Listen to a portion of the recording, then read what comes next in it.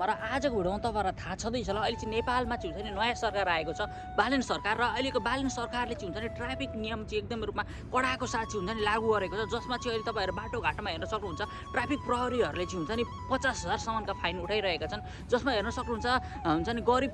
जनताहरू पनि हुन्छ नि जस्तै बाइकहरू कुदाउने स्कुटीहरू कुदाउने गर्दछन् जसमा चाहिँ हुन्छ नि यात्राको लागि चाहिँ बाइक चाहिँ एकदमै रूपमा हुन्छ नि सबैको घरमा छ अहिले चाहिँ र साथीहरू अहिले चाहिँ हुन्छ नि लेन क्रस गरौँ भन्दै चाहिँ हुन्छ नि 15,000देखि लिएर चाहिँ हुन्छ नि 35,000सम्मको चाहिँ फाइन हानिरहेको छ क्या साथीहरू यो चाहिँ सरासर गलत हो जस्तो लाग्छ किन भन्नुपर्दाखेरि हुन्छ नि साथीहरू अहिलेको अवस्थामा भनेको नेपाल त्यो ठाउँसम्म पुगेको छैन कि जस्तो तरिकाको चाहिँ यस्तो कडा खालको चाहिँ फाइन हान्नु परोस् भनेर र साथीहरू त्यहाँनिर नेपालमा भनेको चाहिँ अहिलेको अवस्थामा भनेको चाहिँ यस्तै एक लाइनको मात्रै बाटो छ क्या र साथीहरू यदि त्यत्तिकै फाइन हान्ने हो भने चाहिँ हुन्छ नि नेपालमा पनि हुन्छ नि अहिले विदेशमा जस्तै गरेर चाहिँ हुन्छ नि 4-5 लाइनको बाटो हुनुपर्छ जसमा हुन्छ नि ट्राफिक बत्तीहरूदेखि लिएर चाहिँ हुन्छ नि विभिन्न किसिमको सुविधा हुनुपर्छ अनि मात्र फाइन हान्नका लागि चाहिँ हुन्छ नि योग्य हुन्छ जस्तो लाग्छ क्या साथीहरू र साथीहरू हुन्छ नि अहिले चाहिँ हुन्छ नि बाटोमा तपाईँहरू हेर्न सक्नुहुन्छ